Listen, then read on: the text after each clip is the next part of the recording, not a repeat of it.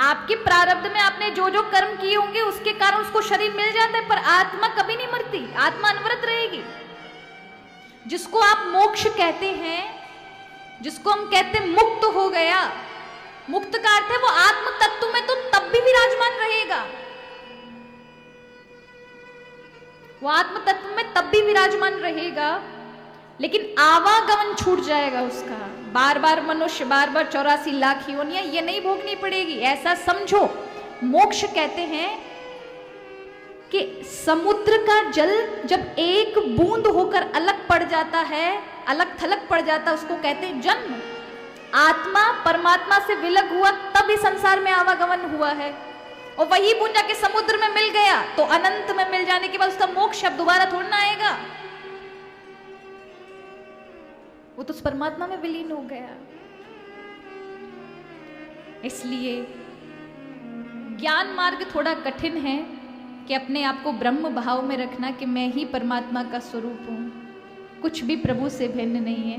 ये बड़ा कठिन है, हो नहीं सकता। किसी को होता हो वो बहुत अच्छी बात है, पर इसे दुर्गम कहा गया है।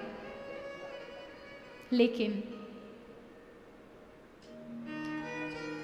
कर्म मार्ग में भी बड़ा बंधन है, हर चीज में धर्म होना चाहिए, लेकिन भक्ति मार्ग सबसे बड़ा सरल है। भगवान में प्रेम स्थापित करो, प्रभु के बन जाओ, बस यही।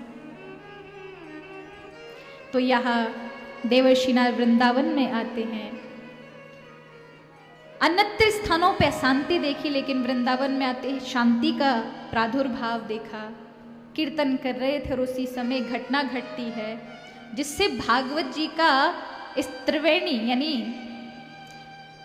यमुना नदी में भक्ति महारानी का कष्ट में आना, नारद जी का चेष्टा करना, सरस्वती नदी के तट पर व्यास जी का रचना करना भागवत को, और गंगा जी के तट पर वाचन होना, ये त्रिवेणी ही तो है कि यमुना ने भक्ति जगाई, ज्ञान उत्पत्ति सरस्वती किनारे हुई और गंगा किनारे उसका फल प्राप्त हुआ।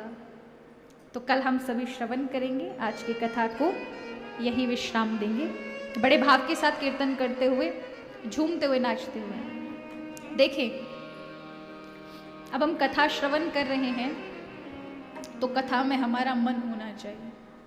आज तो चलो आप सबको मैंने क्षमा किया, क्यों किया?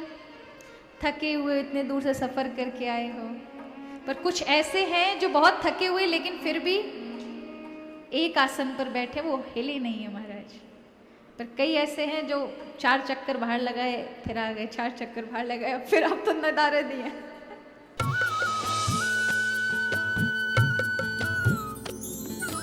सर्वधर्म संगम, धर्म के सच्चे प्रहरी।